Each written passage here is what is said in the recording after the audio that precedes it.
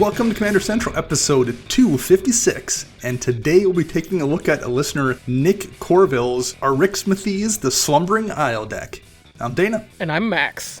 Max, it's a two-man show again this Thursday. Yeah, you and Chris knocked last week's Decks You Play out of the park. Chris got a few good jabs in on me, but I'm sure I'll get them back at some point in the future. I am guessing you will, and then I think next week it'll be you and Chris doing one on a Thursday as well. So I think we're going to do this kind of rotation coming up. We've got a lot of shows we'll be doing, a lot of Thursday shows at least in the next couple months. So I think the plan is to kind of do the three of us on the traditional Monday show and maybe rotate a little bit for the Thursday ones, just so everyone isn't doing two shows a week, which gets to be a little bit much sometimes. Yeah, quite a bit. But this is a fun deck, so I'm actually looking forward to talking about it here. But before we kind of jump into that, how you doing, Max? How's life treating you? Life is treating me. I mean, I guess this is in the future when this airs. We will Right. have our second COVID shots by then. Yes. Yep, we'll be all done and hopefully feeling better and eyeballing a time when we can go back out and maybe play in public, assuming that the town isn't too infected, I guess. Right. So yeah, I'm kind of looking forward to that. By the time this show air, I'm actually going to be recording with Commander Crunch, which you did that 3-hour show fairly recently, recording with them on Saturday. So that should be, it probably won't be out. I'm sure it won't be by the time this airs, but that will have been recorded as well. So I'm looking forward to that. Awesome. I can't wait to listen to it. I am still the record holder for longest episode. I am not going to be taking any cracks at that record. That's a lot. That was a multi-walk to work and back podcast when I listened to that. Took me multiple days, but it was a good show. It was a lot of fun. Sam was great. I think I listened to it 3 times completely just to I listened to my half of the audio, which is super weird, by the way. Oh, when sure. You only hear one half of a conversation, and I'm like, what am I even talking about? What was the question? And then just to spot check stuff for extra cuts, and then I listened to the full edit before it aired, and then for any last minute stuff. And sure. No, it was great. It was a lot of fun, and I can't wait to hear your episode. Yeah, I am looking forward to it. Well, should we jump right into this deck tech here? Let's rock and roll. So Max always sends a little questionnaire out to people we do these for, and why don't you start us off, Max, and tell us what answers we got back here from Nick. Yeah, so Nick, of course, we always ask, what is your meta like? And Nick said, for the past year, he has been playing almost exclusively in the pods ran out of the Commander Central Slack virtual EDH channel. Love to hear that. Yeah. Decks typically fall in the 7 to 9 power level. There's a decent amount of interaction. Combo and stacks wins are rare to non-existent, and there are often multiple arch enemies throughout a typical game, and games average on 9 to 11 turns. That sounds like what we usually play in for the most part. Exactly. We ask, what is the goal of the deck?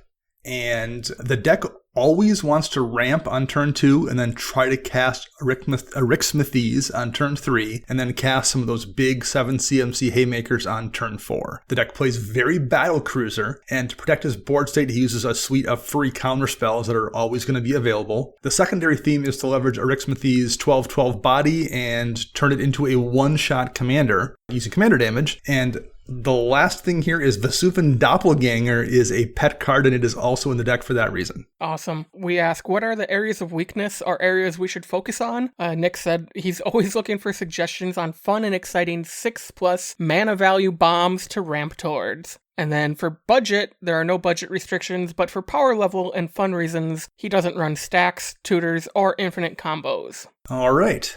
So let's jump into the deck here. First things first, we might as well read Arixmethes. Arixmethes, the Slumbering Isle, is 4 mana total, 2 green-blue, so 2 in Simic for a legendary creature Kraken. It's a 12/12 at its base for 4 mana is really good. It enters the battlefield tapped with 5 slumber counters on it, and as long as Arixmethes has a slumber counter on it, it's a land. Whenever you cast a spell, you may remove a slumber counter from Arixmethes, and as a land, it taps for a blue and a green, although I guess that ability isn't just restricted to it being a land. It can also be a mana dork as a 12/12 when it's at that point in the game, but I would guess most of the time when you've got it as a creature, you're not using it for a mana dork. Hey, I've played against a few Arixmethes decks where I've seen them tap Arixmethes for mana in the early game. Yeah, if there's those points in the game where there's not a free swing or something, you might as well get some gas out of it, so that makes sense. What should we start with here, Max? You can pick. I get to pick? Well, let's Yeah. just start with the land base, because that's typically where we start. Absolutely. There are 38 lands in this 2-color deck. We'll go through them quick. So there's an Ancient Tomb, Breeding Pool, Castle Garenbrig, Command Tower, Fabled Passage, Flooded Grove, 19 forests, 1 Hinterland Harbor, 4 islands, Lotus Field, Misty Rainforest, Prismatic Vista, Rogue's Passage, Temple of the False God, a Tropical Island, a Yavimaya Coast, and a Yavimaya Hollow. So it's a pretty good land base. 38's a lot. I would say it's a lot. 38's probably a little more than I run in 2-color decks, but it's a pretty heavy CMC deck here as well. So, 4.53 average CMC. You definitely want to make sure you don't miss your land drop. So I think that is relatively logical. I kind of get running 38 in here. Yeah. Anything stand out to you? I'm shocked by the 19 forests. There are a lot of green pips in this deck, Yes. but I still think you could probably lower that number and maybe put a few more into the islands, just because, yeah, most of the blue stuff he casts are those free counter spells, but if you don't have blue mana, you can't cast some of the really cool creatures in this deck. Right, for sure. And it's not like you're down to like 5 and 5 or something. Like, you've got some room to add a couple other, duels that aren't already in here without like worrying too much about a Back to Basics or a Blood Moon totally hosing you as well. Right.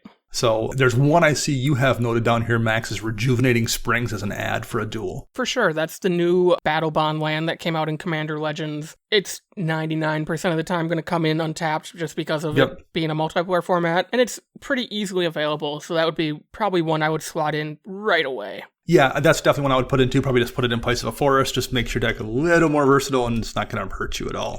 Another new one that I like that I would add to the deck is Lithjara Mirror Lake from Kaldheim. It does ETB tap, and it does only tap for a blue. However, you can spend 2 green, blue, and tap it and sacrifice it. So the land will go away, and it does, of course, cost 5 mana to use. But you create a token that's a copy of target creature you control, and it comes into play with a +1/+1 counter on it. So it's essentially a free clone spell you have available whenever you want to use it. And that's fairly useful in most situations. But when your deck is filled with just ginormous beaters, having the option to make a clone of one of those huge punch-you-in-the-face sea creatures that are in this deck seems like a pretty useful thing to have on a land that also taps for colored mana when you need it to. Yeah, that makes a lot of sense. And there's one more I kind of liked here, a utility land called Nesting Grounds that was from Ikoria last year. And Nesting Grounds is a land that you can just tap to move a counter from one permanent to another. It's just a way if you need to speed up getting those counters off Arixmethes and don't have an easy way to do it with cards in hand. You can just take a slumber counter off it and put it somewhere else you don't even care, somewhere that's not Arixmethes, and speed up the process of turning into a creature. So again, in a 2-color deck, you've got plenty of room, I think, here to play with utility lands, and I think having that one there, it makes colorless mana. It doesn't come into play tapped, and it's just one more way to get something off your commander to speed that process up. For sure. I had 2 other suggestions, and these kind of come into play with maybe evening out the basic count in this deck, adding some more islands, and those would be Castle Vantress, which comes in untapped if you control an island, and you can pay 2 blue and tap it to scry 2, or else it just taps for blue. Mm-hmm. But the more important one would be Mystic Sanctuary. It comes in untapped if you control 3 or more islands, I believe. Yes. And then you can return an instant or sorcery card from your graveyard to the top of your library. It's top of your library. But it has to enter untapped, so that's why we need maybe some more islands in this deck. The fact that Nick kind of relies on some of these counter spells that we'll talk about later in the show, being able to recycle those just by a Mystic Sanctuary might be the make it or break it play of the game sometimes. Yeah, but it's also going to require having X amount of islands, and then there is a lot more green pips in here, so like there's a balance there. Can you hit the amount of islands for it without screwing other things up? I don't really know. I guess that's the kind of thing you'll have to play test to find out. But yeah, I mean, Mystic Sanctuary is just free value if your deck can afford to run it. It's a really, really good card. And on the same token, so same kind of arena as the Castle Vantress that you mentioned, Max. I mean, 2-color deck, I just like War Room. Maybe I've talked about that card too much, but like it's just free draw on a land that comes into play untapped, still taps for mana. It's going to ding you for 2 life, but like that's relatively minor. I think in a 1 or 2-color deck, I think I have it in all of my 2 and 1 color decks right now, and I'm almost always happy to see it. It's just a great way to dump mana if you wind up not needing that counterspell. Just draw a card. So I think that one is one I would consider here as well. Very nice.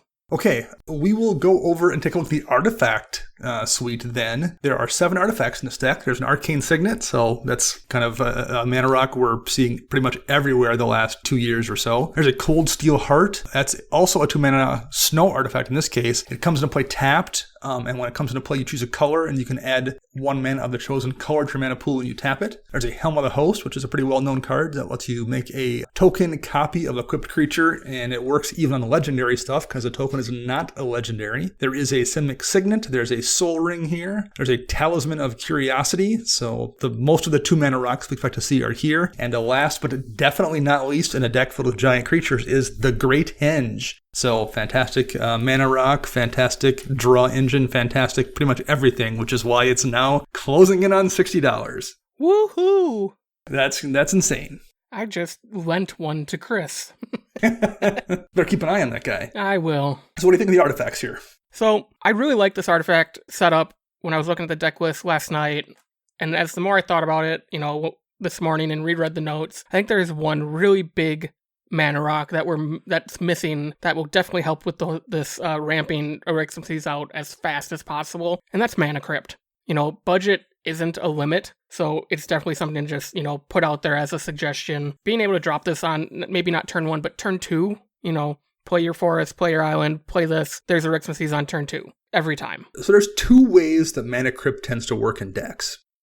If your deck is really, really powerful and really, really fast, it makes your powerful, fast deck more powerful and faster. And that's where it usually shows up. However, where it's most, I would say fair is the way I would phrase it. I'm not sure if that's accurate, but that's what I'm gonna use, is a deck like this where everything costs 9 mana. And in that case, Mana Crypt sometimes just serves to make your stuff kind of be castable in the first place. Like it's gonna let you actually hang with everyone else's more efficient decks. So Mana Crypt in this kind of deck, I don't think is risking pushing the power past a group of people because the deck is just not that fast. All you're doing is making life a little bit easier for yourself and making it easier to cast a lot of these giant beaters. You're not going to race ahead of anybody and maybe cause an arms race, I don't think. You're just going to improve your quality of life when you're playing it. So I think that's a good call, Max. Yeah, what you said is 100% true. I used to run Mana Crypt in my Dramoka deck, and it kind of fell into that description. It didn't make my deck faster. It just made me keep up with the other more efficient decks. Yeah. The reason I took the card out though was a lot of my cards in that deck had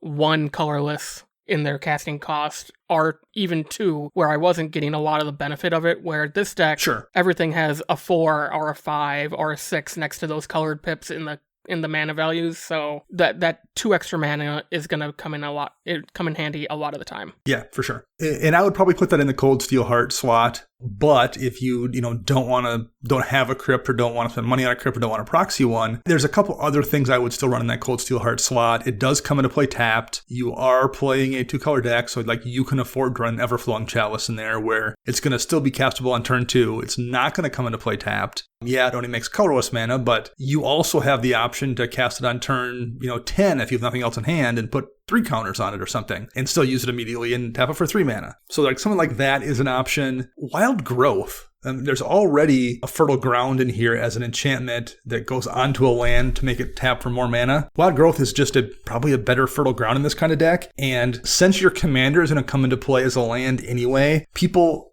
are even less likely than they normally are. People for the most part aren't going to blow up a basic forest with a Wild Growth on it unless they happen to have 2 or 3 land removal lands, in play or something and they can afford to be careless. People want to save those for something much scarier like a Cabal Coffers or a Nykthos or whatever. Or an Arixmethes that's going to come down and you're like, I'm going to get rid of that commander before it can do commander stuff. No one's going to blow up your forest with a Wild Growth on it. So I think that as well is a kind of budget replacement you can run instead of the Mana Crypt that I think would be better than Cold Steel Heart. Yeah. I have one more suggestion here, and that's Sword of the Animist. And this is more leaning into the Plan B scenario of smacking someone with the Arixmethes. But not even that. A lot of these creatures have a lot of power, and adding 1 more doesn't hurt. And along with that, you get that basic land, which there are 23 of them in this deck. So that could be another good way to ramp early in the game if you get a smaller creature out, even if it's that Birds of Paradise, giving it +1/+1,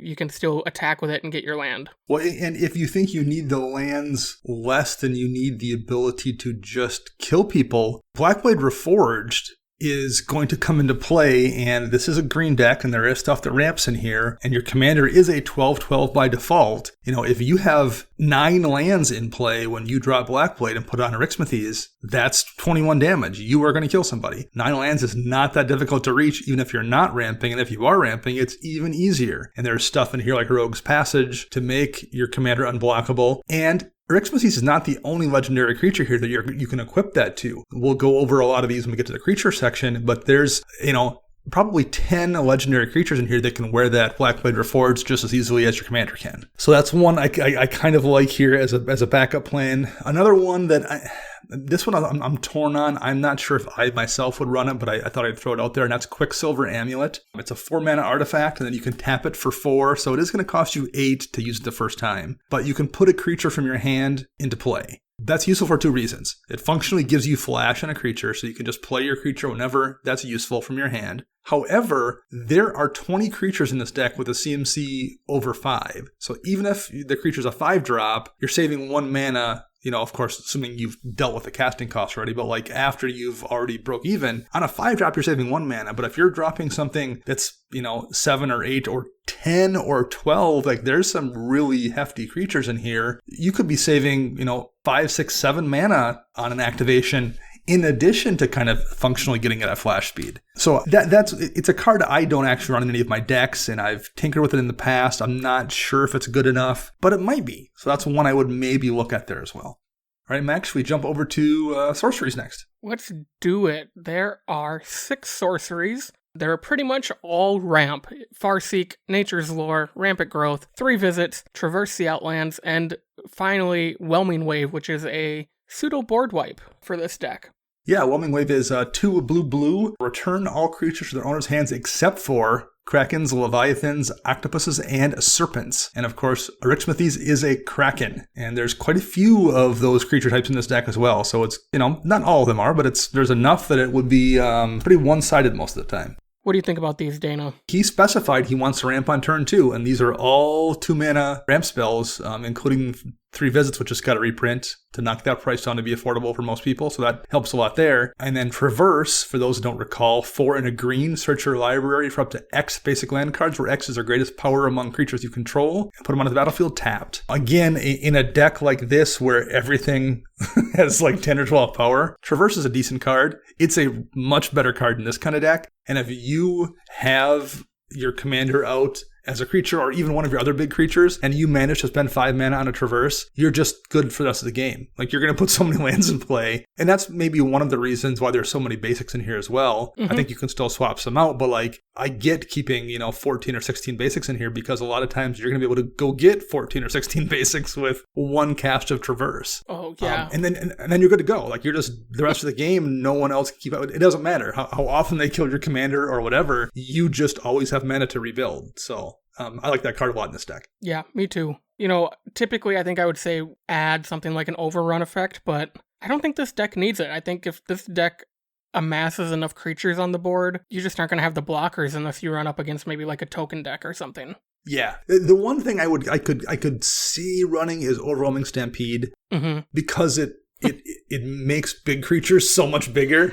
It can very easily, usually if you have 3 creatures out, an overrun or Overwhelming Stampede isn't going to do you any good. You need to go quite wide. Not in this deck. Like, in this deck, there's situations where if you've got 2 or 3 creatures out and you double all their power and give them trample, that might well be enough to just kill a little bit everybody. Oh, totally. I mean, in like Dromoka, the most I ever really give anything is +5/+5, and that still does enough damage to chip away a good portion of life totals or even eliminate a player. Yeah, and this is often going to be, hey, if your commander's out, +12/+12. Right. And it's not the only 12/12 in the stacks. there's multiples. So that's one I would consider as well. But I mean, I would bet it's probably not something that's that necessary, because there's just a lot of haymakers here. Let's go over to take a look at what's here for Planeswalkers. We have 4 Planeswalkers in this deck. Garruk, Caller of Beasts. That's the 6-mana Garruk, and you can reveal the top 5 cards of your library and put all creature cards revealed this way into your hand and the rest in the bottom of your library in any order. And that's a 4 loyalty Planeswalker. That's his +1. He's a -3 where you can put a green creature card from your hand onto the battlefield, which is pretty useful in a deck filled with giant beaters. And of course, his -7 is you get an emblem. It says whenever you cast a creature spell, you can search your library for a creature card and put it onto the battlefield and shuffle your library. So that's just good. 3 good modes on a Planeswalker there. Garruk Primal Hunter is the 2 green Garruk. And here, at least when I ran this in one of my green decks, the only thing I ever cared about was his -3. Draw a card equal to the greatest power among creatures you control. I literally don't know if I ever used anything else on him. I would cast him for 5 mana, -3 him, and draw 9 cards. Like that was what he did. However, if you want to give him +1, you can put a 3/3 green beast into play, and if you happen to keep him around long enough to -6 him, you put a 6/6 green worm token onto the battlefield for each land you control. There is Kiora Behemoth Beckener. She is the Kiora from the Or the Spark set, and she's 2 and a Simic mana, so 3 total. 7 loyalty for a 3-mana Planeswalker is nutty, and whenever a creature with power 4 or greater ETBs, draw a card. Under your control ETBs, you draw a card, which is great in this deck, and our -1 lets you untap any of these giant beaters or the few mana darks we'll look at as well. So everything about Kiora is good here. Very good. And last but not least, the shirtless wonder himself, Oko Thief of Crowns, scourge of basically every format but Commander. Down to $16 too, since it's of course banned everywhere. Only $16. Yeah, right. I mean, I get all of these. If there was one I would cut, it might be Oko, just because like the other 3 are kind of backbreaking, and Oko in Commander tends to be just fine. I kind of agree with you. And when I first looked at this, my original thought was the same thing, like get rid of Oko. But that second ability of +1 and turning something into an elk, I mean, that's essentially making Oko harder to kill to Kenrith transformation something. Like eliminate the biggest threat and make your Planeswalker stronger in the process. Right, and the fact that it hits artifacts too is huge. Yeah. So you know what? You need to get rid of that Mycosynth Lattice. Boom. Yeah, basically any kind of, scary threat here you can deal with. That's pretty good on a repeatable effect that isn't rolling its loyalty down, it's rolling it up. So yeah, I mean, I get why it's here for sure. Are there any you would want to put in the deck instead of Oko? The only thing I kept thinking of here was the deck might need a little more draw. So I was just thinking like something like a Tamiyo that lets you draw cards. And there's a couple of different ones. There's a mono blue Tamiyo. But I don't know. Not necessarily. How about you? The only one, and I don't necessarily think this would replace Oko, but one to consider maybe just adding would be Vivian, Champion of the Wilds. This is the 3-mana one from War of the Spark. The static ability is what I really like, is that you can cast creature spells as though they had flash. And then her +1 is, until your next turn, up to 1 target creature gains Vigilance and Reach. So, if you need to go to Plan B, you can give Arixmethes Vigilance, and so you don't need to worry about not having a blocker come your, the swing back. Oh, yeah, that's a good point. All right, Max, what are our enchantments here? 6 enchantments. We have Elemental Bond. Whenever a creature with power 3 or greater enters the battlefield under your control, draw a card. Fertile Ground, like Dana mentioned earlier, just whenever the land it enchants is tapped, produces an additional 1 mana of any color. We have Garruk's Uprising, essentially Elemental Bond, but for power 4 or greater, and it gives all your creatures trample. And when it enters the battlefield, you draw a card. We have Guardian Project. Whenever a creature enters the battlefield under your control, it has a different name than something on the battlefield or in the graveyard, draw a card. Kiora Beats the Sea God, the 7-mana saga. The 3 chapters are create an 8/8 blue Kraken creature token with hexproof. Tap all non-land permanents target opponent controls. They don't untap during their next untap step. And then the final chapter is gain control of target permanent and opponent controls and untap it. And finally, Sandworm Convergence. 8 mana, creatures with flying can't attack you or planeswalkers you control, and at the beginning of your end step, create a 5/5 worm creature token. Okay, enchantments.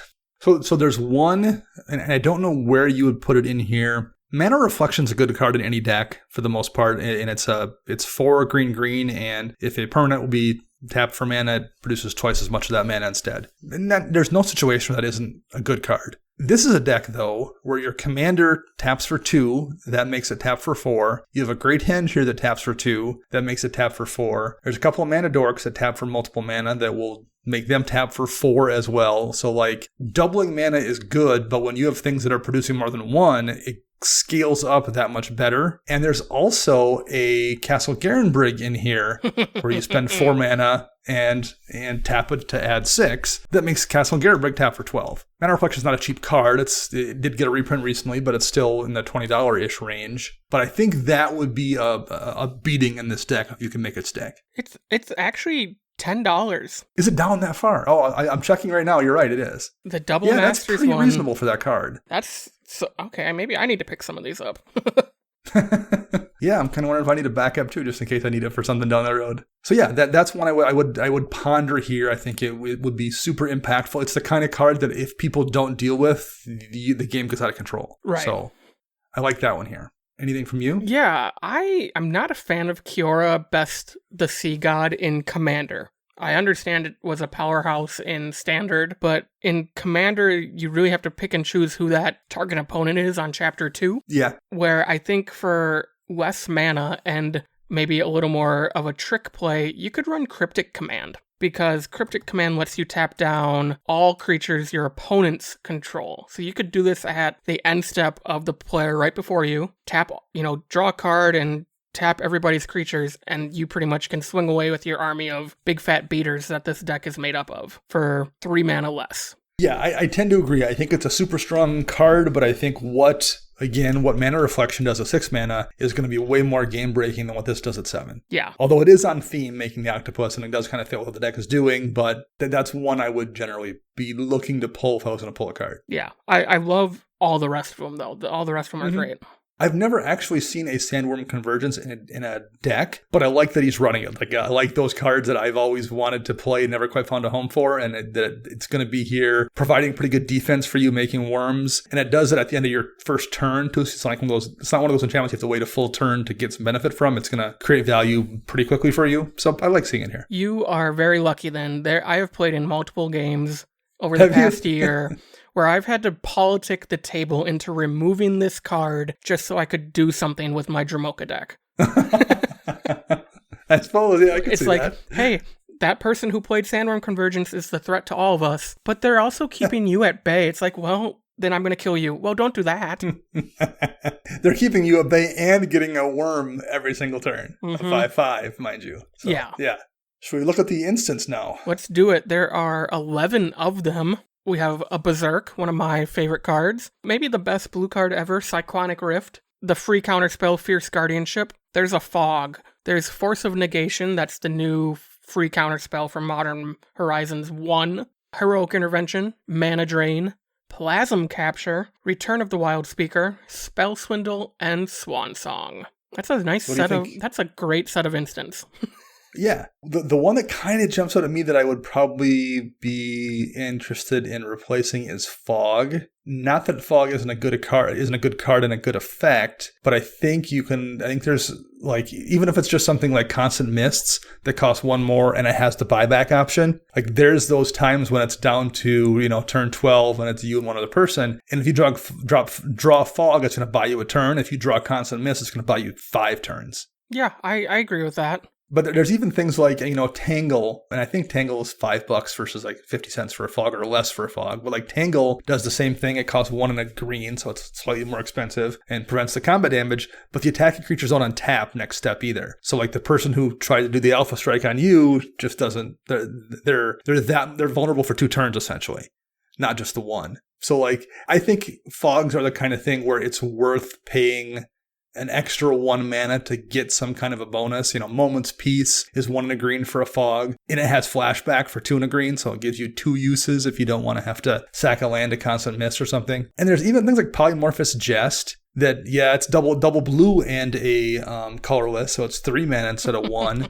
and it doesn't necessarily stop all damage. It just makes the creatures into 1/1s that have no abilities, but like there's a lot of extra utility in that point too. Someone cycles something that does 1 damage to all creatures. You can instant speed drop that and kill all somebody's creatures. You can knock flyers out of the air that someone thinks they have an Alpha Strike on you and they're going to get over your blockers. You just remove their abilities and they all fly headfirst into your stuff. So not only do you prevent the damage, you kill the stuff in the process. So while I like the idea of Fogs, I think I would use other cards to do a fog thing, if that makes sense. It makes a lot of sense, and I like that you brought up Polymorphous Jest, because not only can you use that as a defensive spell, as like a fog, like you said, you can also use it offensively after blockers are declared. Like, you bet. They line up a bunch of, 6/6 blockers so they can absorb a lot of this trample damage. You cast this, now they're just 1/1s, and now they can only soak up one of every damage, from each creature. Yeah, I mean, like in my Sphinx deck, I had it there as kind of a fog effect initially. But the amount of time since then when, I've been facing someone's,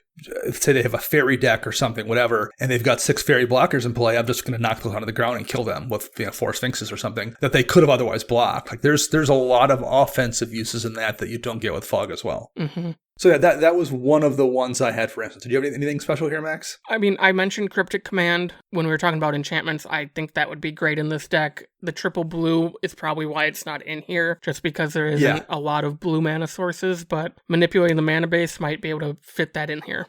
I do like that there's the 3 counter spells that all refund you a ton of mana. There's Mana Drain, there's Plasm Capture, and there's Spell Swindle. Yeah, Plasm Capture is perfect for this deck. You're already in 2 colors. You can put it, how much mana you get into either of those colors. So that's awesome. Yeah, I mean, I don't know if I would change very much here at all. No, I think I had in my notes Pact of Negation versus Force of Negation, and my only question was there are only 19 other blue cards in this deck, not counting Arixmethes. So, what if you are just kind of hosed and you don't have any in your hand right now yet, where you would have to hard cast Force of Negation, where Pact of Negation, you just need to make sure you can pay the 5 next turn. Right. Well, yeah, and it's also a non-creature spell for Force of Negation, whereas Pact hits everything. And usually I would imagine this deck is concerned about stopping non-creature spells, but occasionally you're going to want to have that little bit of extra utility there as well. I think that's and also price differential. Pact is a lot cheaper than Force of Negation these days. Yep, and another thing is forces,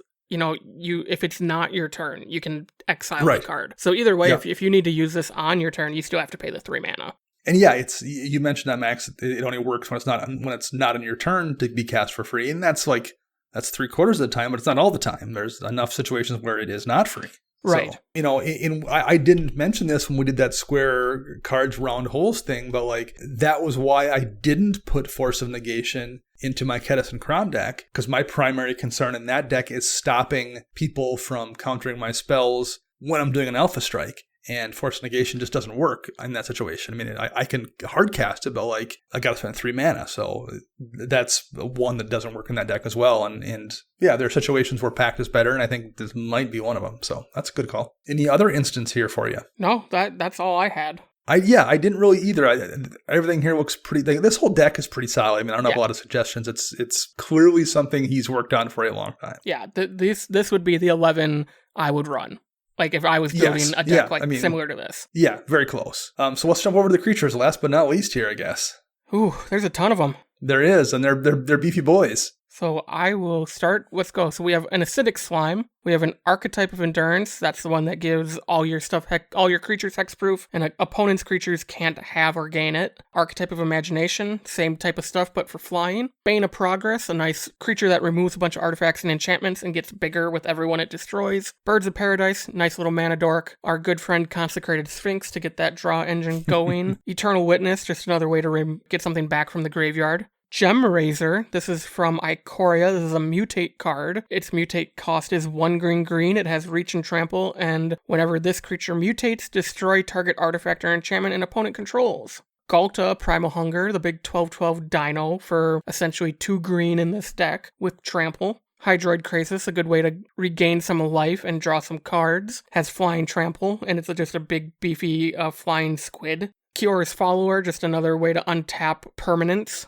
Coma Cosmos Serpent. This is the new legendary from the Kaldheim Precon deck. You can make some tokens and you can sack them to protect Coma. Kozilek Butcher of Truth, one of the original Eldrazi Titans with Annihilator 4. When you cast it, draw 4 cards, and then when it's put into the graveyard from anywhere, shuffle your graveyard into your library. Meteor Golem, 7 mana. When it enters the battlefield, destroy target non-land permanent an opponent controls. Nezahal Primal Tide. It's a 7-mana, 7/7 dino. No maximum hand size. Whenever an opponent casts a non-creature spell, you draw a card, and you can protect it by discarding 3 cards, and you can exile it and return it tapped at the beginning of your next end step. Prime Speaker Zagana, just a great way to draw a bunch of cards and make a big, beefy merfolk. Sakura Tribe Elder, way to get a land out of the library. Sawtusk Demolisher, another mutate card. Its mutate cost is 3 and a green for a 6/6. It has trample, and whenever this creature mutates, destroy target non-creature permanent. Its controller creates a 3/3 beast creature token. Scavenger Ooze, just some graveyard destruction going on there. Sphinx of Lethune, it's a 5/6 flyer and lets you do a little fact or fiction action when it enters the battlefield. Sphinx of the Second Sun, 6/6 for 8, flying, and then at the beginning of your post-combat main phase, you get an additional beginning phase after this phase. What is it? Oh, you get an upkeep phase, right? That's how that works? Yeah. So like any upkeep triggers you have would fire off, and you get to draw an extra card because it's another draw step as well. Thorn Mammoth, this is a 6/6 for 7, it has trample, and then whenever it or another creature enters the battlefield under your control, it fights target creature you don't control. Ulamog, the Ceaseless Hunger, the new Lamog from Battle for Zendikar. When you cast it, exile 2 target permanents, and then when it attacks, defending player exiles the top 20 cards of their library. Original Ulamog the Infinite Gyre, 11 mana, 10/10. When you cast the spell, destroy target permanent. It's indestructible, has Annihilator 4, and then the original Eldrazi clause of when it hits the graveyard, shuffle your graveyard into your library. Vesuvan Doppelganger. You can have Vesuvan Doppelganger enter the battlefield as a copy of any creature on the battlefield, except it doesn't copy that creature's color and has, at the beginning of your upkeep, you may have this creature become target creature, except it doesn't copy that creature's color. So it's a repeatable clone, essentially. Yes. Woodfall Primus is a 6/6 for 8. That's 5 and triple green. It has trample. When it comes into play, destroy target non-creature permanent, and it has persist. So you get that ability twice. And then World Breaker is rounding out the creature package. It's a 7 mana 5/7 with Devoid, and when you cast it, exile target artifact, enchantment, or land. It has reach, and then you can pay 2 generic mana and a colorless mana to sacrifice a land and return World Breaker from the graveyard to your hand. So you can do a little recursion there to bring that back all the time. That is a lot of big, beefy creatures. Yes, it is. So, Vesuvan Doppelganger was mentioned as a pet card. There's a lot of good stuff to copy here. This is the oldest card, along with, I guess, Sol Ring and the basic lands in the deck, too. It goes all the way back to Alpha. And is probably my favorite piece of art in Magic history. I did not know that. Yeah, that's nostalgic, too, because, back in the day, there was, of course, not that many cards, and it was one of the first cards I opened, it and Sengir Vampire, which is also one of my favorites. And they're just both, such a unique, at least at the time, they've since kind of copied that Vesuvan Doppelganger pose on a lot of cards that do kind of clone effects. But yeah, that's one of my favorite, if not my favorite piece of art in Magic. So I just wanted to throw that out there, because it's also a favorite card of mine. The more you know, folks, the more you know. There we go. So I see you had a couple of suggestions here, Max, and I only had 2, and they're both in your list.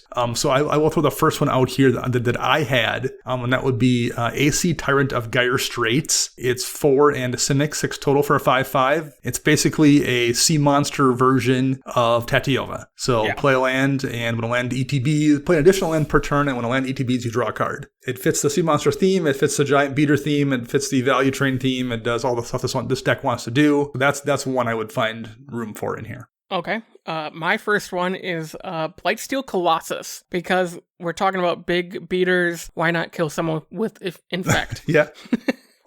Yeah, I'm on board with that one for sure. My next suggestion is a card coming out in Commander 21, so this was recently previewed, and that's Guardian Augmenter. This is a 2 and a green for a 2/2 creature with flash, and it says commander creatures you control get +2/+2, and commanders you control have hexproof. What a great way to protect your Arixmethes. Play this on turn 3, maybe even turn 2, Arixmethes on turn 4, and even though it's land, it's still your commander. Now people can't strip mine it or Field of Ruin or whatever. Yeah, that's really, really good for what it does. It's a combat trick that not only saves your stuff, but then it's going to protect it moving forward because your commander now has flash, or now has hexproof. Yeah. So you essentially function it as a counterspell to save your commander or whatever it is, beef it up from that moment forward, and it's now protected moving forward until they remove the Guardian Augmenter. My next suggestion, again from Commander 21, Spawning Kraken. It costs 5 and a blue. It's a 6/6, and whenever a Kraken, Leviathan, Octopus, or Serpent you control deals combat damage to a player, create a 9/9 blue Kraken creature token. It fits the sea monster theme. It fits the big cost. It's a big beater. It's just a really cool card. It's going to trigger all those elemental bond kind of spells as well. Yep.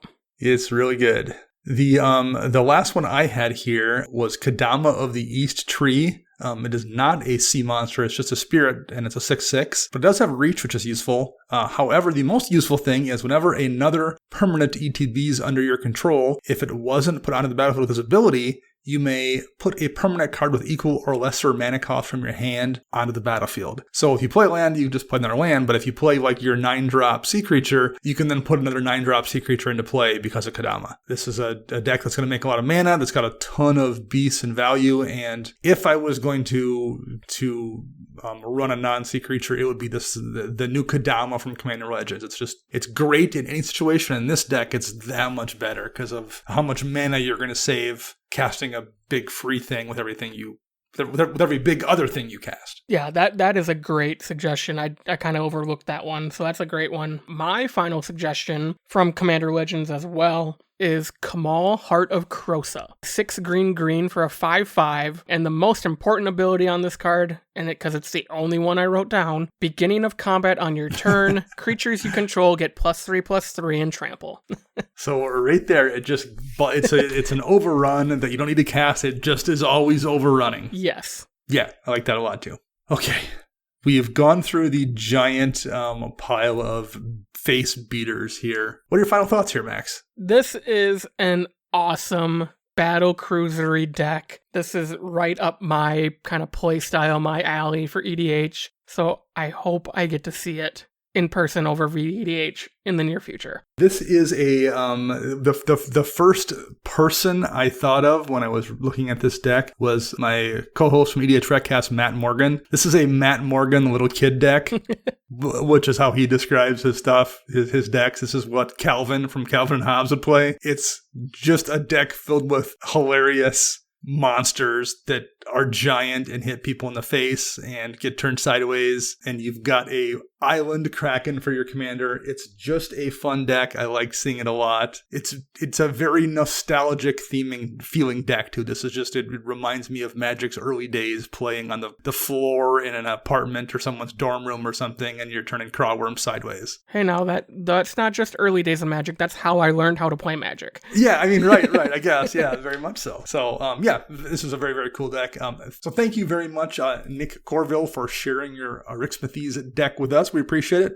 Very cool list. And Max, if you wanted to get a decks you play featured on one of your decks, how would you go about doing that? Head over to patreon.com/CMDR Central. Check out our reward tiers, such as a decks you play episode, guesting on the show, or just joining our community to chat with everybody and play some awesome virtual EDH. All right, fantastic. That is going to wrap up this episode. I'm Dana. You can find me on the Twitter birds at Dana Roach. You can find Max at CMDRCentral_Max. And you can find Chris at WiseSquishy1. Our show is edited by Rafael Garcia. You can find him on the Twitter birds at Ursa Bearwalker. And our podcast theme is Retro Future Dirty by Kevin MacLeod, licensed via Creative Commons. We will be back on Monday with a set review.